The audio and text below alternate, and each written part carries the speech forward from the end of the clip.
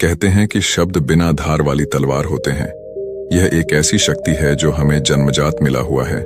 मानव अकेला ऐसा प्राणी है जो बातचीत कर सकता है, जिसके पास ढेर सारे शब्द हैं, लेकिन इन शब्दों के सही प्रयोग का पता होना बेहद आवश्यक है। एक बार व्यक्ति अपने मुंह से जो शब्द निकाल देते हैं वह कभी वापस नहीं आता। शब्दों से ही बड़े बड़े युद्ध हो जाया करते हैं और इन्हीं शब्दों के प्रयोग से बड़े बड़े युद्धों को टाला जा सकता है।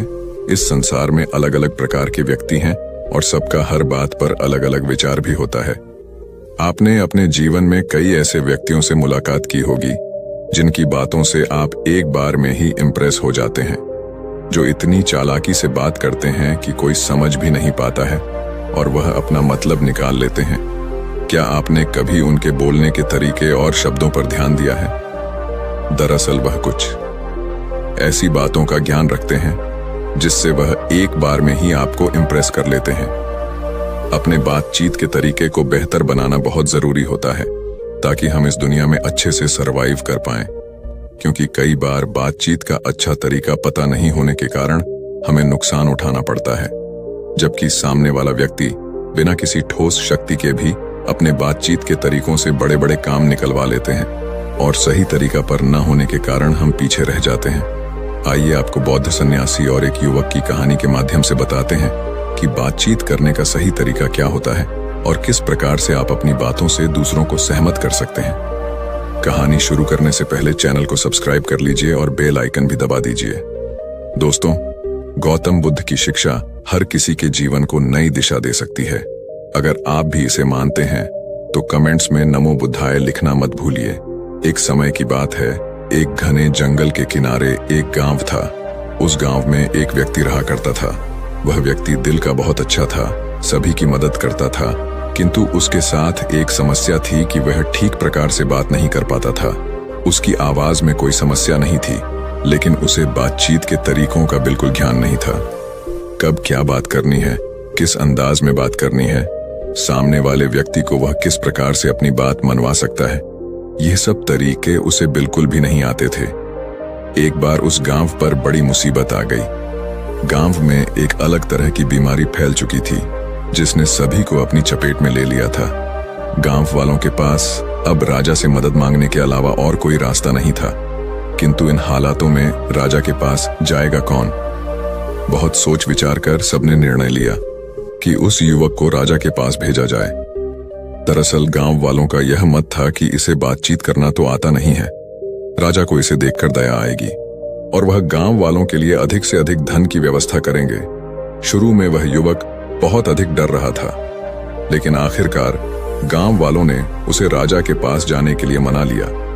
वह युवक राजा के पास पहुंच चुका था, किंतु जैसे ही वह राज्य में पहुंचा उसे इतना अधिक डर लगा कि राजा को यह बताने के स्थान पर कि गांव में बीमारी फैली है और गांव वालों को धन की आवश्यकता है, उसने राजा से यह कह दिया कि गांव वालों को जमीन की आवश्यकता नहीं है, आप उन्हें धन देकर जमीन ले सकते हैं। राजा को यह सुनकर बड़ी प्रसन्नता हुई। तुरंत ही उन्होंने अपने ढेर सारे सैनिक गांव में भेज दिए और सभी को थोड़ा थोड़ा धन देकर गांव खाली करवाने का आदेश दे दिया। यह सुनकर सभी गांव वाले रोने लगे, किंतु राजा का निर्णय भला कोई बदल सकता है क्या? जब वह युवक गांव में वापस पहुंचा तो उसने देखा कि वहां पर सैनिक पहले ही कब्जा कर चुके हैं। सभी गांव वालों ने उस युवक को खूब खरी खोटी सुनाई और रोते रोते अपना गांव छोड़कर चले गए। युवक को यह सब कुछ देखकर बहुत बुरा लगा। वह अपने आप को दोषी महसूस कर रहा था। यदि आज उसके पास बातचीत करने का अच्छा तरीका होता तो शायद गांव वालों के साथ बुरा नहीं होता। यह वह युवक मन ही मन बहुत अधिक परेशान हो चुका था। परेशान मन के साथ हुआ जंगल की ओर चल पड़ा था। वह जंगल में काफी दूर तक आ चुका था और उसे पता भी नहीं लग रहा था। तभी उसने देखा कि एक बौद्ध सन्यासी बहुत ही आत्मविश्वास के साथ पेड़ों से बातचीत कर रहे हैं। उसने मन ही मन सोचा कि यहाँ मैं इंसानों से ठीक प्रकार से बात नहीं कर पा रहा हूँ और यह बौद्ध सन्यासी पेड़ों से इस प्रकार की धारा प्रवाह बात कर रहा है। वह युवक वहीं पर रुक गया और छुपकर बौद्ध सन्यासी को देखने लगा। जब बौद्ध सन्यासी ने पेड़ों से अपनी बातचीत समाप्त कर ली, तब वह युवक की ओर मुड़े। युवक उन्हें देखकर घबरा गया और जाने लगा। तभी बौद्ध सन्यासी ने उसे आवाज देते हुए रोक लिया और उससे उसकी घबराहट का कारण पूछने लगे।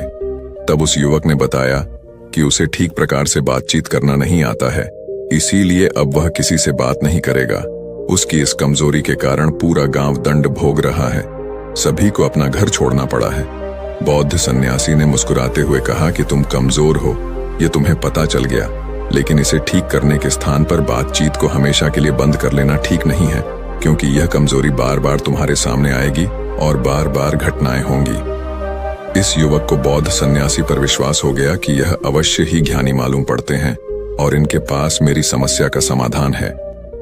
युवक ने बौद्ध सन्यासी से पूछा कि आप तो पेड़ों से भी इतनी धारा प्रवाह बात करते हैं, कृपया करके मेरी मदद कीजिए और मुझे बताइए कि मैं किस प्रकार से आत्मविश्वास के साथ धारा प्रवाह बातचीत कर सकता हूँ। बौद्ध सन्यासी और युवक दोनों वहीं पर पेड़ की छाया में बैठ गए। बौद्ध सन्यासी ने बताना प्रारंभ किया। उन्होंने कहा कि एक अच्छा से श्रोता ही अच्छा वक्ता बन सकता है। यदि तुम चाहते हो कि तुम्हारे बातचीत करने का तरीका अच्छा हो जाए, तो सबसे पहले सुनना सीखो। कई बार व्यक्ति अपनी ही मग्न में मस्त होते हैं और अपनी बातचीत में दूसरों की बातों को नहीं सुनते हैं। ऐसा करना बिल्कुल गलत है। यदि हम किसी के सामने बातचीत कर रहे हैं, तो उसकी बात को सुनना भी हमारा कर्तव्य है। यदि हम सामने वाले को अपनी बात पूरी करने देते हैं, तभी जाकर वह हमें आत्मविश्वासी मानकर हमारी बात पर ध्यान देते हैं और इस प्रकार से एक अच्छा संचार होता है। अच्छी बातचीत का दूसरा तरीका है विचारों को आसान भाषा में कहना। अपनी बात को आप जितना अधिक से अधिक सरल शब्दों का प्रयोग करके कहेंगे, सामने वाले व्यक्ति पर उतना अधिक असर होगा। जब आप बातचीत को बहुत ज्यादा घुमा-फिर करते हैं, तो सामने वाला व्यक्ति उसमें रुचि नहीं लेता है। उसे आपकी बातें बेकार लगने लगती हैं और इस प्रकार आप जो कहना चाह रहे थे वह नहीं कह पाते हैं। स्पष्ट शब्दों का प्रयोग। बातचीत के तरीके में शब्दों का स्पष्ट होना बहुत जरूरी है। बहुत तेज और जल्दबाजी में शब्द नहीं कहने चाहिए। अपनी बात को मीठे स्वर में और धीरे धीरे बोलना चाहिए, ताकि सामने वाला व्यक्ति पूरी तरह से आपकी बात को समझ सके।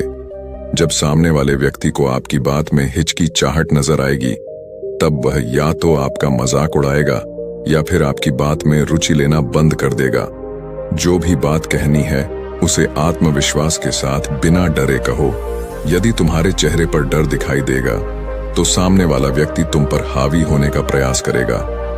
तुम थोड़ा डरे हो, वह अपनी क्रियाओं से तुम्हें और ज्यादा डराने का प्रयास करेगा।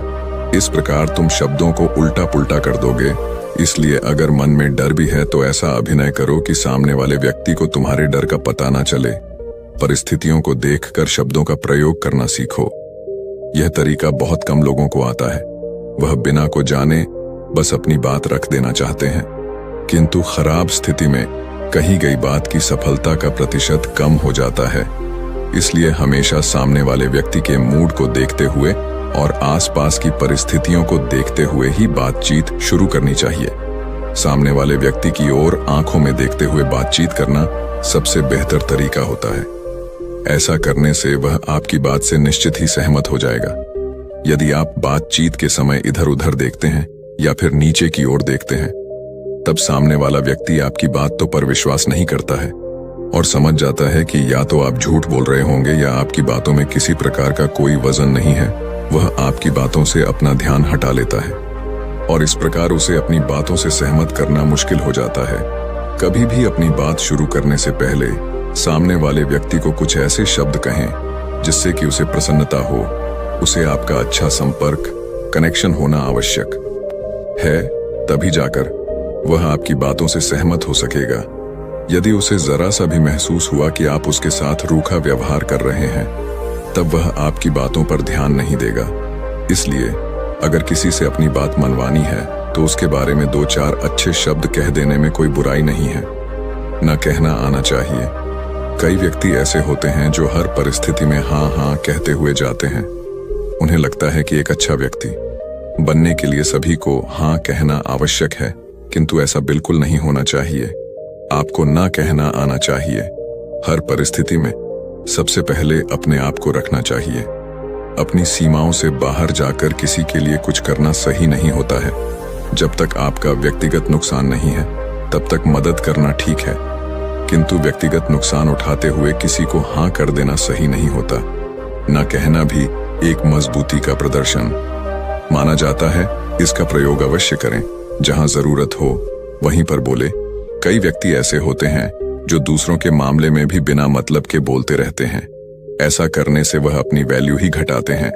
कभी भी ऐसे मामलों में नहीं बोलना चाहिए जिसका सीधा संबंध आपसे ना हो। यदि आपको उस मामले में बोलने के लिए आमंत्रित किया जा रहा है तो दोनों पक्षों की बातों को ध्यान में रखकर ही बोले। ऐसे शब्दों का प्रयोग बिल्कुल ना करें जो दूसरे व्यक्ति को दुख दें।